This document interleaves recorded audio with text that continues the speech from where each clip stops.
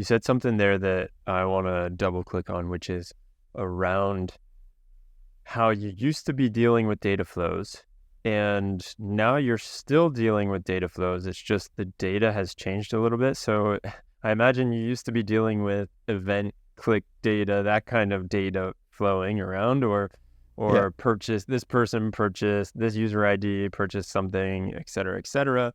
Now you're dealing with prompts, I am assuming, and outputs of those prompts and how you can best bring the output back into the fold to make sure that you're constantly leveling up the pipeline. Is that what I understood?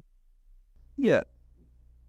Yeah, I mean, in essence, at the end of the day, whether you're doing prompting or fine-tuning approaches, is like input and output, to the way you're talking to the LLMs. And in general, like, yeah, I mean, I think in Confluent and when we were dealing with, I was in the data governance team also for a few years.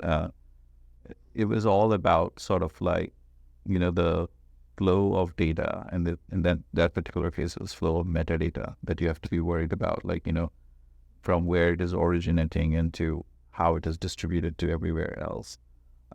Here, this is a similar thing where, you're getting, you're generating data, and you kind of like aggregating this data.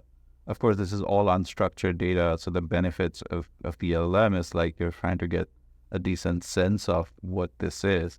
But at the end of the day, it is sort of like incorporating the feedback or moving this data or constructing the sort of like training set on what this is. So again, of course, everything is data, and what you're removing with the context of data changes quite a bit.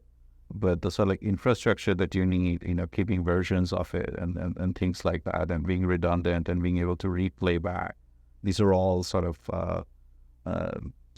the same building ethos and engineering ethos around like how you do that, and that has a lot of similarity.